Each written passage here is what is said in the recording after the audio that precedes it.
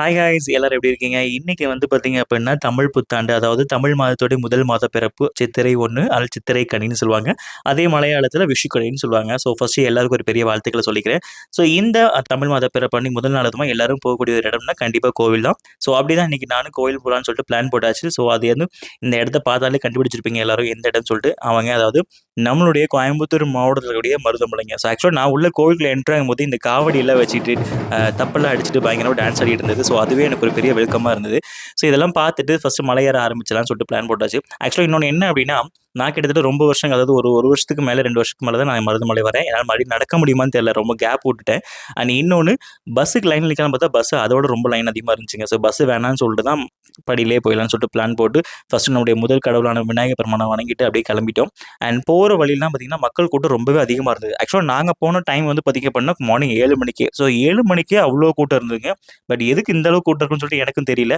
அதுக்கப்புறம் தான் எனக்கு தெரிய ஆரம்பிச்சது என்ன அப்படின்னா, நம்முடைய மருதமலையில இப்ப ரீசென்ட்டா அதாவது ஏப்ரல் 4ஆம் தேதி தான் வந்து கும்பாபிஷேகம் பண்ணியிருக்காங்க. ஸோ 10 டேஸ் தான் ஆயிருக்கு.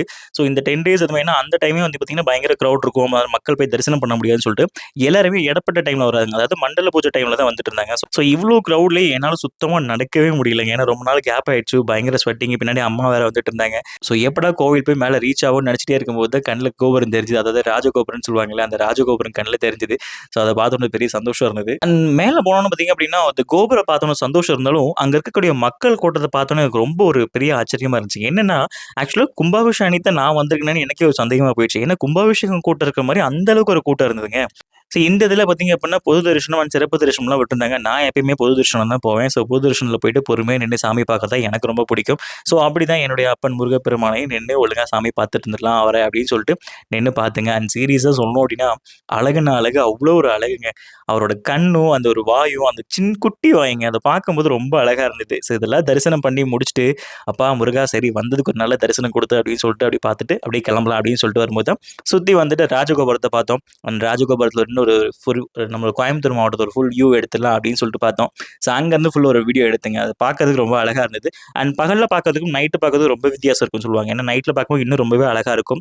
சரி இனிமே நம்ம கிளம்பிடலாம் அப்படின்னு சொல்லிட்டு கிளம்பியாச்சு. ஸோ இது மாரி எல்லாருமே கண்டிப்பா இந்த முதல் நாள் அதுமா கோயில் போயிருப்பீங்கன்னு நினைக்கிறேன். அண்ட் கோயம்புத்தூர் வர்றவங்க மருதமலை வரணும்னா கண்டிப்பா இந்த டைம் ரீச் பண்ணி பாருங்க. என்னன்னா இப்பதான் கும்பாபிஷேகம் முடிஞ்சிருக்கு. ஆல்மோஸ்ட் இப்போ மண்டல பூஜை போயிட்டு இருக்கு. 10 டேஸ் ஆயிடுச்சு. ஸோ மறக்காம வந்தீங்கன்னா இந்த கோயம்புத்தூர் மாவட்டத்தில் இருக்கக்கூடிய நம்முடைய புகழ்பெற்ற ஸ்தலமாக சொல்லக்கூடிய மருதமலையை விசிட் பண்ணி பாருங்க. Thank you.